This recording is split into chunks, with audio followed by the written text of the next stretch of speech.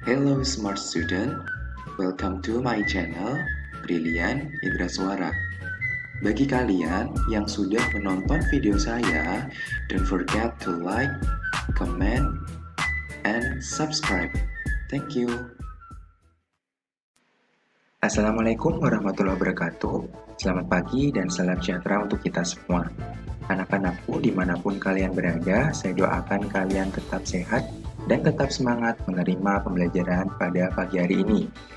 Materi untuk pagi hari ini adalah PMS dan upaya pencegahannya. Apa yang dimaksud dengan PMS? PMS merupakan singkatan dari penyakit menular seksual. Penyakit yang tergolong PMS yaitu 1. HIV/AIDS, yang kedua yaitu gonore, ketiga sifilis, keempat herpes simplex genitalis, kemudian yang kelima keputihan, dan yang keenam yaitu epididymitis. Bagaimana penjelasannya? Simak video berikut ini.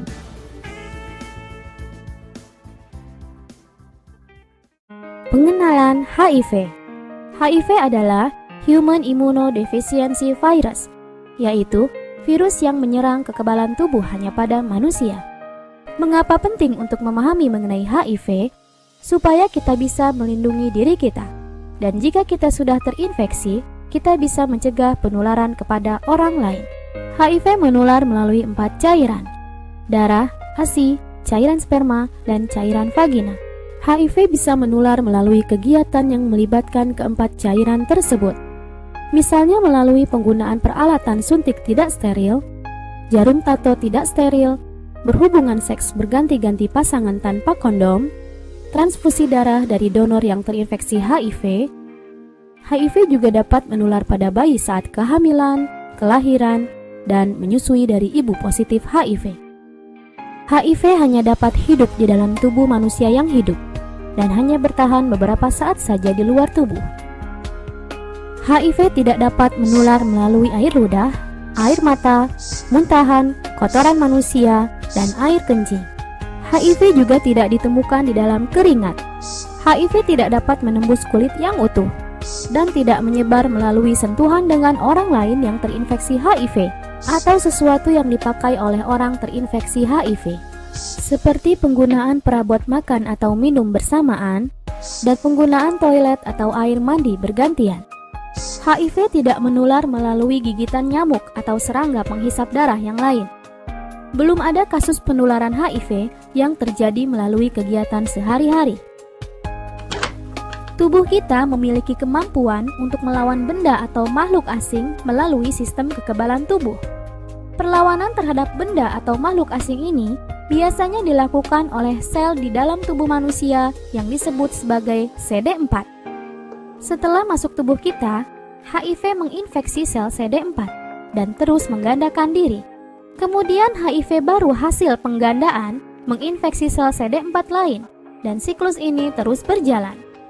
Saat HIV menggandakan diri, sel CD4 dirusak dan menjadi tidak efektif dalam memerangi infeksi yang masuk ke tubuh.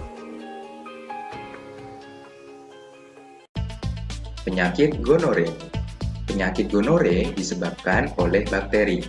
Bakteri yang menyebabkan penyakit ini adalah bakteri Neisseria gonorrhoeae. Gejala yang dirasakan oleh penderita penyakit ini pada seorang laki-laki adalah sebagai berikut: rasa sakit dan keluar nanah saat kencing. Sedangkan pada seorang perempuan, gejalanya adalah keputihan berwarna kuning hijau. Penyakit ini juga menyebabkan kebutaan pada bayi yang baru lahir. Sifilis. Penyakit ini juga disebabkan oleh bakteri. Bakteri yang menyebabkan penyakit sifilis adalah bakteri Treponema pallidum. Gejala pada penyakit sifilis adalah luka di daerah sekitar kelamin. Penderita ini juga dapat mengalami kerusakan di bagian organ tubuh lainnya dan menimbulkan kerusakan.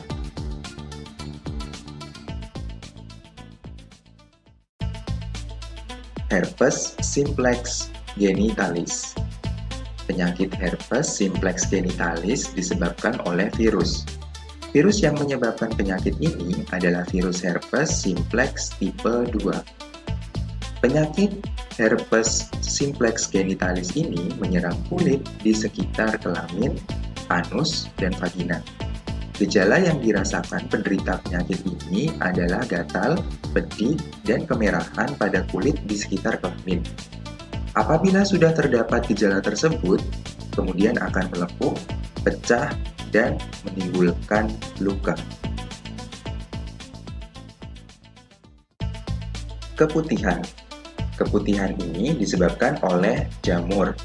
Jamur yang menyebabkan keputihan adalah jamur Candida albicans. Penyakit keputihan merupakan penyakit kelamin yang terjadi pada perempuan. Ciri-ciri penyakit ini adalah timbulnya cairan putih kekuningan yang terdapat pada bagian vagina. Cairan tersebut bersifat encer atau kental, berbau tidak sedap, dan dapat menyebabkan rasa gatal pada vagina. Penyakit ini merupakan penyakit yang disebabkan karena kurang dijaganya kebersihan pada bagian vagina.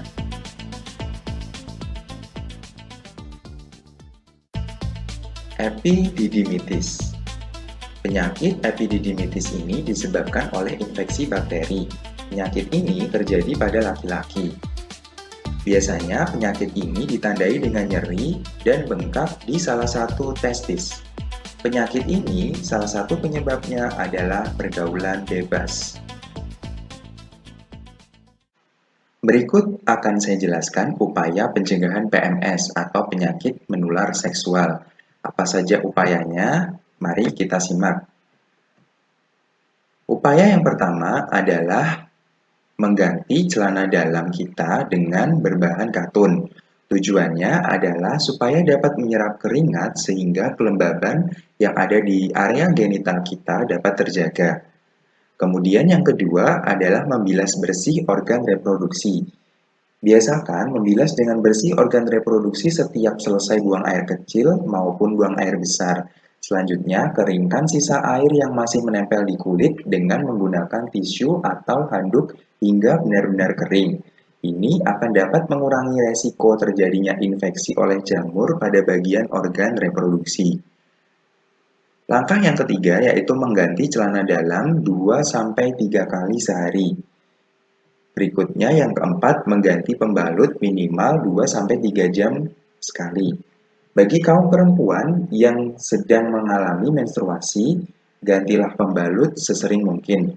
Darah yang tertampung pada pembalut dapat menjadi media tumbuhnya kuman penyebab infeksi. Kemudian yang kelima, hindari penggunaan sabun pembersih. Bagi kamu yang perempuan, hindari menggunakan sabun pembersih daerah kewanitaan dan panty liner secara terus-menerus. Penggunaan sabun pembersih daerah kewanitaan akan mengubah pH vagina dan akan membunuh bakteri baik, sehingga memudahkan terjadinya infeksi bakteri dan jamur, menyebabkan munculnya jerawat di daerah kewanitaan, dan menyebabkan iritasi pada kulit. Kemudian, yang terakhir adalah rajin berolahraga, serta banyaklah mengkonsumsi buah dan sayur. Selain bermanfaat bagi kesehatan, juga dapat mencegah terjadinya infeksi organ reproduksi oleh jamur. Itu tadi upaya pencegahan PMS, serta ulasan mengenai PMS. Selanjutnya, token soal yang harus kalian masukkan ke link tugas adalah NJ51RD. Sekian penjelasan materi saya hari ini, kurang lebihnya mohon maaf. Wassalamualaikum warahmatullahi wabarakatuh.